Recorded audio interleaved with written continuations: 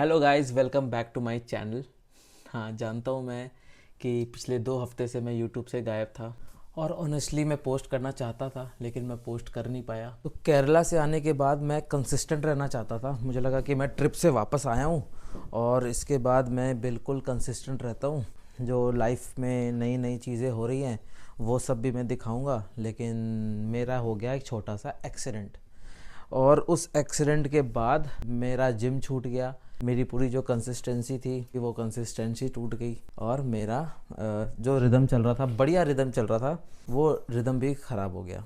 लेकिन अब मैं हो गया हूँ रिकवर और आज है मंडे, तो आज से स्टार्ट कर रहा हूँ मैं अपना फिर से व्लॉगिंग। और अभी मैं एक छोटा अपडेट दे सकता हूँ। बोलना तो नहीं चाहिए, करना चाहिए पहले फिर बोलना चाहिए, लेकिन मैं अभी अपने आप को मैंने प्रॉमिस किया है कि जो जितना मैं पीछे रह गया हूँ व्लॉग डालने में 2 हफ्ते में, तो इस वीक लाइट चलेगी, तो इस वीक मैं अपना वो व्लॉगिंग कंटिन्यू रखूँगा। और अब मैं ज़्यादा पोस्ट करूँगा। जो मैं हफ्ते के 2 पोस्ट करता था, मैं कोशिश करूँगा हफ्ते के 3 पोस्ट कर पाऊँ, 4 पोस्ट कर पाऊँ। लेकिन प्रॉमिस अपने आप को किया है। कैमरे पे करना नहीं चाहता था लेकिन मैंने कर दिया। तो अभी मेरा एक ट्रेड चल रहा है निफ्टी में जो लॉस दे रहा है। मुझे लग रहा है कि मेरा एसएल चला जाएगा, तो वो दिखाता हूँ। तो ट्रेड मेरा सिंपल था कि सुबह से मार्केट डाउन ट्रेंड में है और मेरा यहाँ पे एक ट्रेड बन सकता था जो मैंने मिस कर दिया क्योंकि मैं सिस्टम के सामने नहीं था। तो मैंने यहाँ पे एक ट्रेड लिया है सिंपल, इस कैंडल पे, इस बड़े बिग बिग कैंडल पे। क्योंकि पहले उसने एक बुलिश कैंडल बनाया और अगले ही कैंडल में उसने एक बेयरिश इंगल्फिंग बना दिया। तो इस सेटअप पे मैंने ट्रेड लिया है। अगर ये ट्रेड बनता है तो मेरा टारगेट यहाँ तक है। देखते हैं ट्रेड बनता है कि नहीं सॉरी, ट्रेड तो बन चुका है। देखते हैं कि टारगेट आता है या एसएल आता है। अभी तक तो मेरा एसएल के पास जा सकता था लेकिन घूम के वापस आ गया है। तो इस पे ट्रैक करते हैं और तब तक मैं अपना ब्रेकफास्ट कंप्लीट करता हूँ।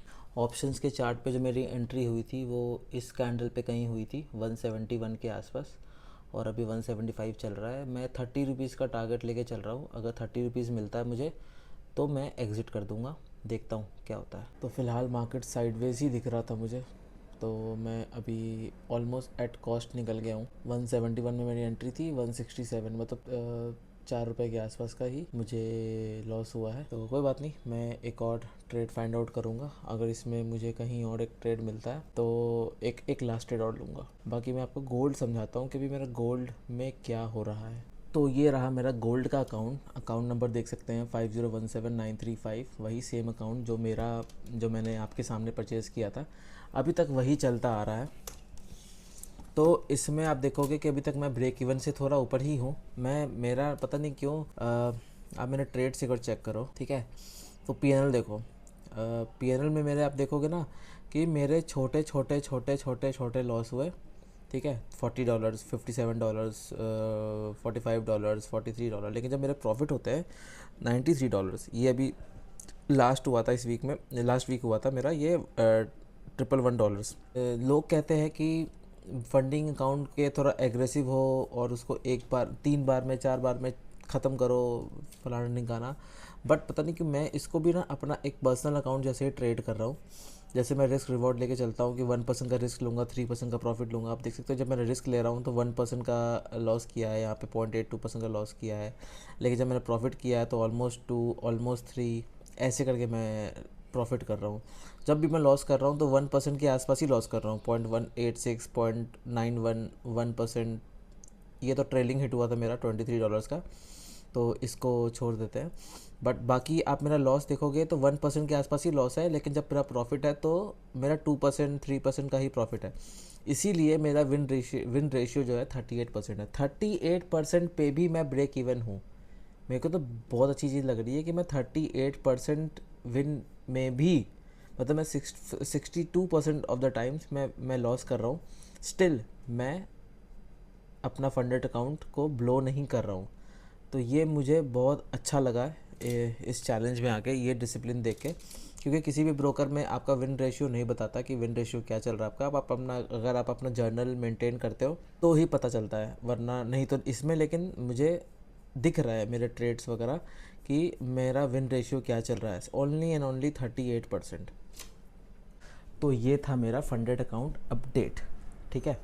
तो मेरे पास अभी भी मेरा फंडेड अकाउंट वापस है मेरे पास, मैंने इसको अभी तक ब्लो नहीं किया है और मैं इसको पूरा कोशिश करूँगा कि मैं इसको इस मंथ तो एटलीस्ट इसको पास कर लूँ।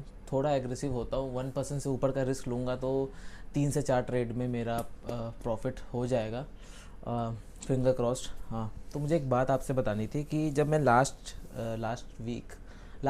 वीक जब मैं केरला ट्रिप से वापस बैंगलोर गया था, तो मेरी वापसी की फ़्लाइट ना 6 को थी पटना आने की, और मुझे बुकिंग्स करने के टाइम मुझे पता नहीं था कि 14 और 15 को वहाँ पे एक क्रिप्टो का बहुत बड़ा इवेंट था जिसमें जितने भी बिग इन्फ्लुएंसर्स हैं वो सारे आए थे। Shubhashish Pani, IITN trader, Devashish, stock burner भी शायद आया था, बहुत बहुत बहुत लोग आए थे। और मैं इतना गुस्से में था कि यार मुझे पहले से पता होता तो मैं अपने डेट्स को थोड़ा आगे पीछे कर लेता, क्योंकि वापस पटना आने के बाद मैं वापस 14 को नेक्स्ट वीक जाऊँ वो पॉसिबल नहीं था, ठीक है। तो वो मिस हो गया मेरे से, लेकिन भगवान ने पता नहीं क्या चमत्कार किया कि ऐसा ही एक और इवेंट और सेम गेस्ट वापस से बनारस आ रहे हैं नेक्स्ट संडे, मतलब अभी जो संडे गया उसके अब जो 29 को जो संडे आएगा उसमें। तो मैंने सोचा है उस इवेंट पे जाने का एक दिन के लिए। तो अगर अगर आप लोग में से कोई आएगा तो मैं बिल्कुल वहाँ मिलूँगा, मेरा बहुत मन है वहाँ जाने का। ये कौन फेड़ी वाला आ गया है, पहले इसको दफ़ा करता हूँ, शायद चला गया वो।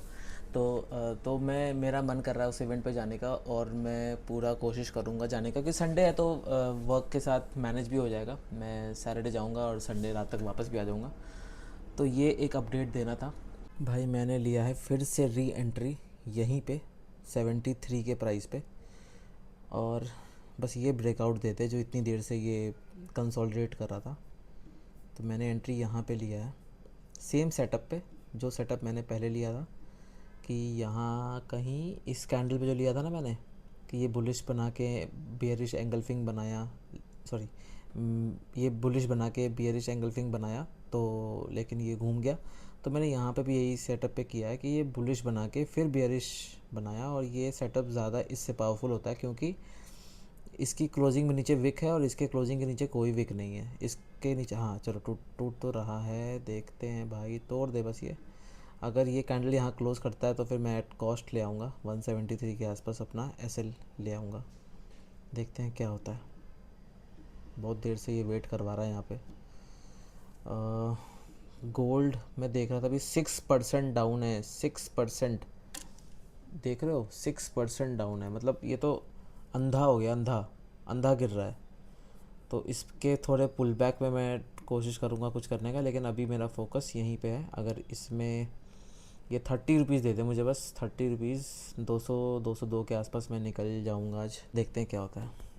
जब पूरी दुनिया गिर रही है तो निफ्टी को भी तो गिरना ही चाहिए, ये क्यों तानाशाह बना हुआ है।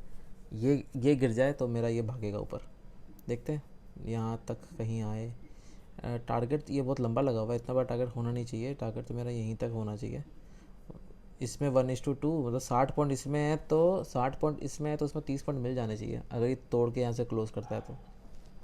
वेट करते हैं स्ट्रेट पे, वरना आज का दिन यहीं ख़त्म करेंगे ट्रेडिंग में।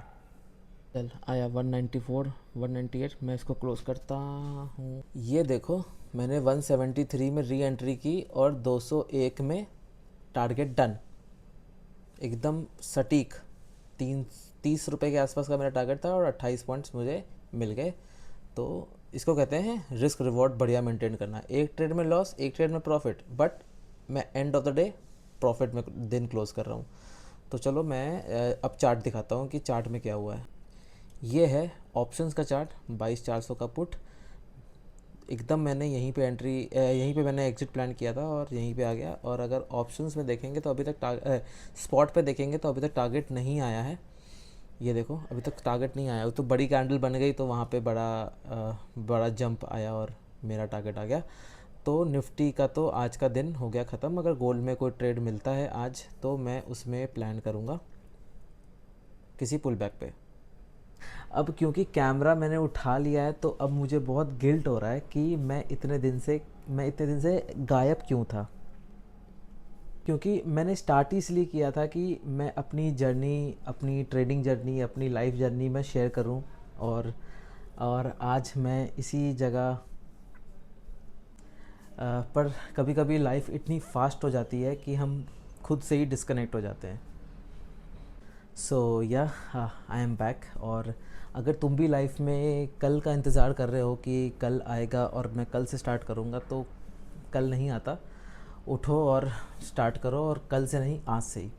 तो ये चीज़ तो मैंने आज किया। थैंक गॉड कि मैंने आज कैमरा उठा लिया, क्योंकि 2 हफ्ते से मैं कैमरा उठाने का सोच भी नहीं रहा था, क्योंकि इतना इतना काम था वापस आने के बाद कि मैं नहीं उठा पा रहा था। और आज जब मैंने उठाया तो मुझे बहुत गिल्ट हो रहा है कि मैंने क्यों नहीं उठाया। मैं उस चीज़ को भी कैप्चर करता, मे बी करता नहीं करता वो चलो अलग बात है, बट दिखाना मैं नहीं चाहता हूँ।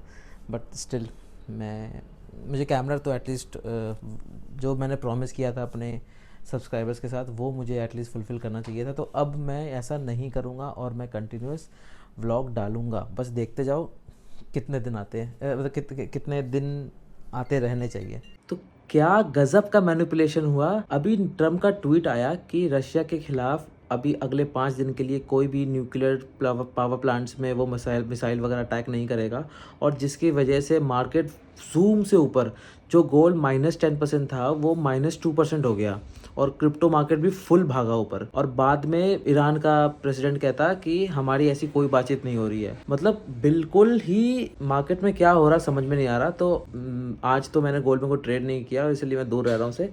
तो आज का व्लॉग यहीं ख़त्म करते हैं, और मैं कल भी एक व्लॉग डालूंगा। तो आप इस चैनल को लाइक कर देना, सब्सक्राइब कर देना, और मिलते हैं कल। ठीक है, see you in the next vlog.